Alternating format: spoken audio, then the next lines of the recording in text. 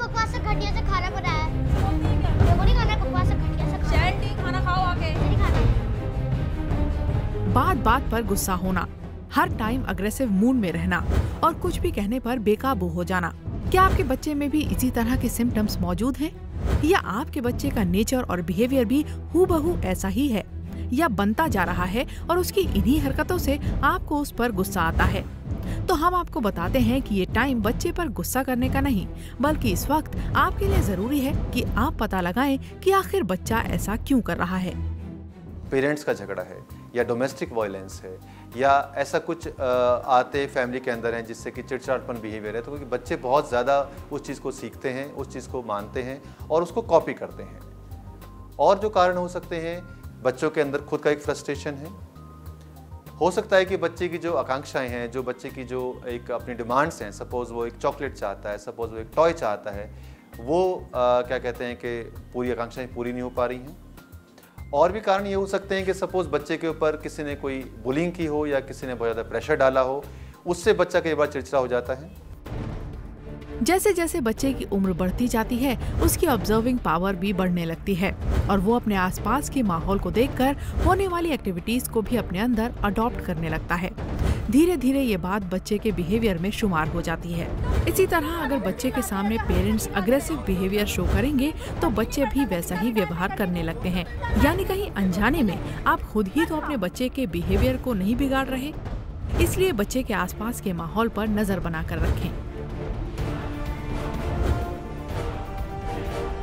Parents को ये भी जान लेना ज़रूरी है कि जो बच्चों के टीचर्स हैं या जो बच्चों को सिखाते हैं सपोज ट्यूशन पे, उनसे उनका एक फीडबैक लें कि हमारा बच्चा किस तरह चल रहा है, हमारा बच्चा जो अगर चिड़चिड़ा है तो किस कारणों से है। हो सकता है कि टीचर या जो ट्यूशन जो टीचर आती हैं वो एक उनको कारण बता सकें कि आपका बच्चा इस वजह से चिड़चिड़ा हो रहा है। इसी प्रकार से जो बच्चे के बाकी फ्रेंड्स हैं उनसे भी पेरेंट्स को बुला के बात करनी चाहिए ताकि उनसे ये मालूम पड़ सके कि बच्चा क्यों चिड़चिड़ा है।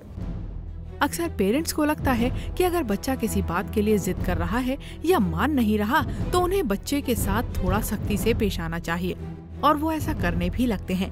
बगैर रीजन जाने बच्चे को डराने और धमकाने लगते हैं, जबकि इसका बच्चे पर उल्टा ही फर्क पड़ता है।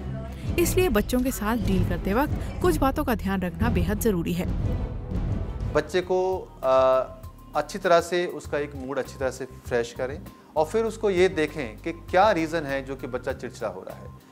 अगर पेरेंट्स को ये लगता है कि कोई वजह निकल के आई है तो उस वजह को दूर करें, उस वजह को क्लियर करें ताकि बच्चे का चिड़चिड़ापन दूर हो। दूसरा ये है कि बच्चे को हमेशा एक अच्छी सीख देनी है, अच्छी कोमलता की सीख देनी है, शांतिपूर्वक सीख देनी है ताकि बच्चे का जो विकास है, जो एक मेंटल डेवलपमेंट है, वो एक कूलनेस की तरफ बढ़े। तीसरा जो है कि बच्चे को हमेशा एक आउटिंग कराएं, बच्चे को जहाँ भी ज़रूरत पड़ेगी थोड़ा सा चेंज कराएं, बाहर ले जाएं, ताकि जब बच्चा देखेगा कि मेरी एनर्जी खर्च हो रही है या मैं जब बाहर जा रहा हूँ तो सब बच्चे बड़े तरीके से खेल रहे हैं, कूद रहे हैं और अच्छी तरह से बिहेव कर रहे हैं, तो हो सकता है बच्चे का चिड़चिड़ापन दूर हो जाए। यानी जितना हो सके बच्चे के साथ प्यार से पेश आएं, उसके साथ टाइम स्पेंड करें और घर में बच्चे के साथ हमेशा फ्रेंडली एटमॉस्फेयर बनाए रखें। अगर पेरेंट्स में दोनों ही लोग वर्किंग हैं, तो आपके एब्सेंस में बच्चा जिसके साथ भी रहता या ज्यादा समय बिताता हो, उससे बच्चे के बदलते व्यवहार के बारे में बात करें। बच्चे के बारे में प्रॉपर फीडबैक लेते रहें। इसी प्रकार से ये भी देखना है कि हमारे बच्चे की क्या क्या ऐसी हॉबीज़ हैं जो कि खतरनाक हैं या क्या क्या ऐसी हॉबीज़ हैं जो कि अच्छी हैं।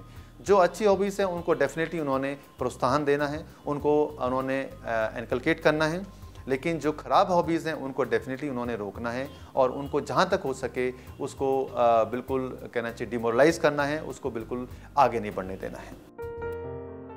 आमतौर पर 5 साल तक के बच्चे का दिमाग 80 से 90% तक डेवलप हो जाता है। इसीलिए जरूरी है कि आप बच्चे के नजरिए को भी जानने की कोशिश करें। जरूरी नहीं कि बच्चे की सारी डिमांड्स जायज या नाजायज हों। ऐसे में पेरेंट्स को बच्चे की डिमांड्स को पूरा करने या खारिज करने से पहले बच्चे की जरूरत को अच्छी तरह समझ लेना चाहिए। जितना हो सके बच्चे के साथ टाइम स्पेंड करें और अगर जरूरी लगे तो किसी एक्सपर्ट की सलाह भी जरूर लें। कभी कभी ये भी देखा गया है कि बच्चे बहुत ज़्यादा चिड़चिड़े हो जाते हैं या वो बहुत ज़्यादा कहना चाहिए कि गुस्सेले हो जाते हैं या मार पिटाई या बहुत ज़्यादा आक्रोश उनको आ जाता है। ऐसी कंडीशन में पेरेंट्स को ये चाहिए कि पहले तो फैमिली मेम्बर्स को बैठ के डिस्कस करें कि इसका सॉल्यूशन क्या है, क्या समझाना ही काफ़ी है। लेकिन अगर लगता है कि सिचुएशन आउट ऑफ कंट्रोल जा रही है तो डेफिनेटली फिर एक मनोचिकित्सक और मनोवैज्ञानिक की हेल्प लेनी चाहिए, क्योंकि आज के टाइम में बहुत सारी तरीके हैं, थेरेपीज़ हैं, दवाइयाँ भी हैं, जिससे कि जो गुस्सा है या चिड़चिड़ापन है बच्चों का वो काफ़ी हद तक कम हो जाता है, कंट्रोल में सिचुएशन आ जाती है। हमेशा याद रखें, आप अपने बच्चे को भले ही बड़ी से बड़ी सुविधाएं या चीजें लाकर दे दें, वो चीजें आपके बच्चे को थोड़ा सा सुख तो जरूर पहुंचा सकती हैं, लेकिन उन्हें वो प्यार और केयर नहीं दे सकती जो वो आपसे चाहते हैं। इसलिए जरूरी है कि अपने बच्चे के नजरिए और जरूरतों को अच्छी तरह समझें, जिससे कि मन में सभी के प्यार ही प्यार हो, ना कि चिड़चिड़ापन और अग्रेशन।